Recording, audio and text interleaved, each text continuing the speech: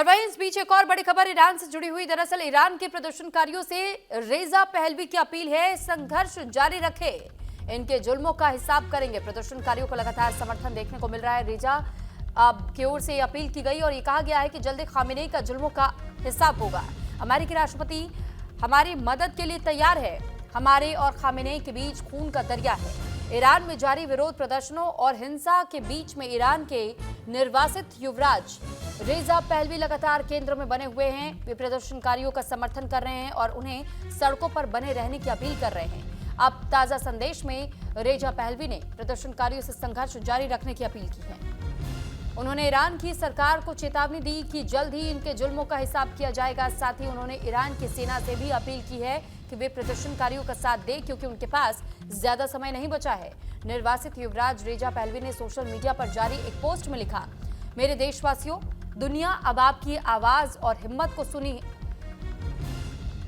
ही नहीं रही, बल्कि इसका जवाब भी दे रही है। और अभी आपने अमेरिका के राष्ट्रपति का संदेश सुना होगा कि मदद रास्ते में है, संघर्ष जारी रखें।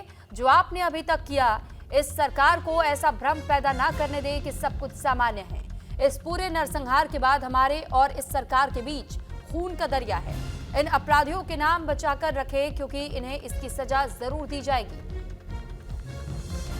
तो फिलहाल ईरान में स्थिति लगातार बद से बदतर होती चली जा रही है और रेजा पहलवी खुद अब मोर्चा संभाले हुए दिखाई दे रहे हैं और ये कह रहे हैं, प्रदर्शनकारियों से अपील कर रहे हैं कि फिलहाल वो बिल्कुल भी पीछे ना हटे।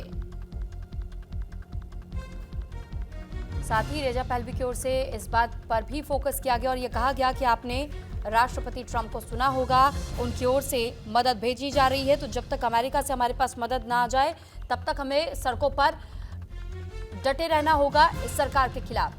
और इस प्रोटेस्ट के दौरान अपने सबसे खास बात ये जरूर देखी होगी कि कैसे इसमें महिलाएं भी बढ़ चढ़ करके हिस्सा ले रही हैं।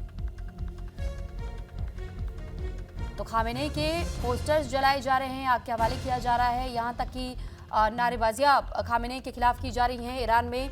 और प्रदर्शनकारियों की ओर से, खासतौर पर महिलाओं की ओर से, बुर्का हटाकर प्रोटेस्ट किया जा रहा है और ये सीधे सीधे इशारा तख्ता पलट को लेकर।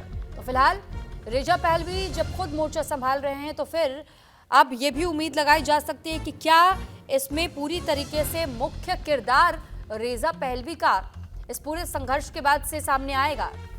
और ट्रंप से मदद की गुहार लगाई गई है। तो ईरान अभी और जलेगा क्या, अभी और बवाल मचेगा?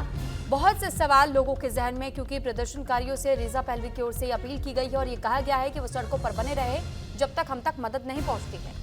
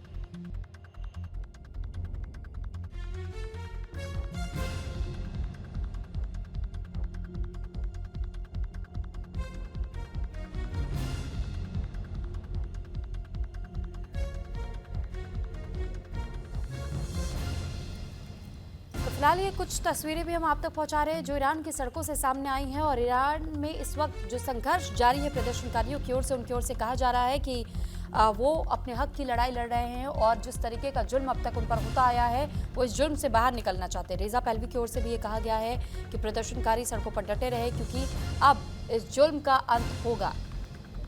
तो ये खामेनेई के खिलाफ संघर्ष जारी है। दूसरी ओर आपने वो तस्वीर भी जरूर देखी होगी जब खामेनेई की ओर से भी कहा गया था कि बहुत जल्द सब कुछ सामान्य कर दिया जाएगा।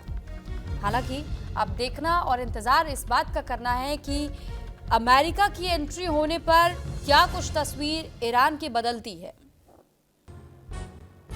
क्योंकि अमेरिका सीधे सीधे पहले ही चेतावनी खामेनेई को भी दे चुका है कि अगर प्रोटेस्टर्स पर किसी तरीके की गोलीबारी की जाती है, उनके साथ किसी प्रकार की कोई प्रताड़ना की जाती है, तो फिर इसका अंजाम भुगतना पड़ेगा ईरान को।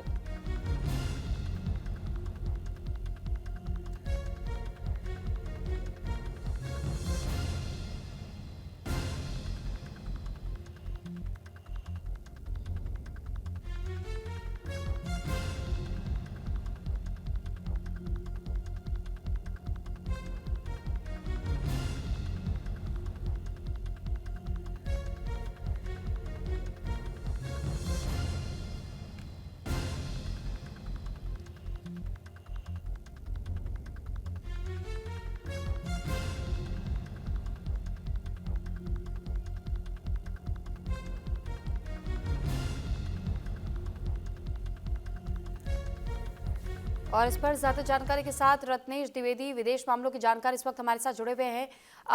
रत्नेश जी, सबसे बड़ी बात जो निकल कर के सामने आती है, भारत सरकार की ओर से भी एडवाइजरी जारी कर दिया गया है। भारतीय नागरिकों से कहा जा रहा है कि इंडियन एम्बेसी से कांटेक्ट करें अगर आप जल्दी से जल्दी निकलना चाहते हैं। इस बारे में थोड़ा और डिटेल हम जानना चाहेंगे कि ये फैसला क्यों लेना पड़ा भारत सरकार को।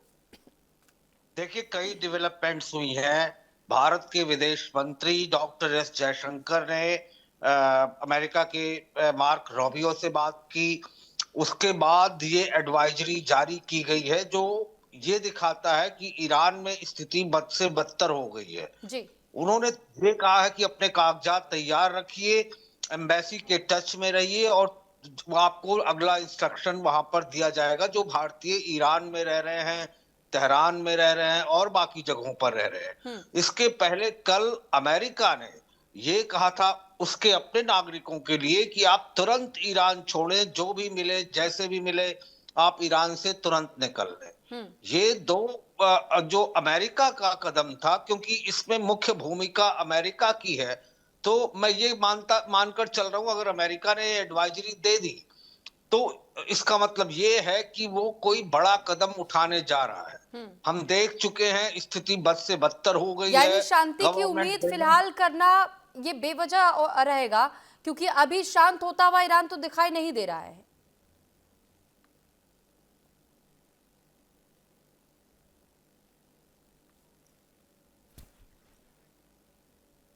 तो फिलहाल उनसे हमारा संपर्क टूट गया है, लेकिन अब ये जानकारी आपको दे दें कि ईरान में रह रहे भारतीयों के लिए ये एडवाइजरी भारत सरकार की ओर से जारी की गई है। और साथ ही विदेश मामलों के जानकार रत्नेश द्विवेदी जी भी ये बता रहे थे कि अभी कुछ बड़ा हो सकता है, और क्योंकि ये सुगबुगाहट इसलिए भी तेज हो रही है कि ईरान में अभी और कुछ नया देखने को मिल सकता है, क्योंकि अमेरिका की एंट्री हो रही है। दूसरी तरफ अमेरिका की ओर से भी पहले एडवाइजरी जारी की जा चुकी है कि आपको किसी भी तरीके की अगर व्यवस्था मिलती है ईरान छोड़ने की तो ईरान छोड़ दीजिए। और अब भारत सरकार की ओर से एडवाइजरी जारी करते हुए भारतीयों से ये अपील की गई है कि जितने भारतीय इस वक्त ईरान में मौजूद हैं वो सभी ईरान जल्द से जल्द छोड़ दें।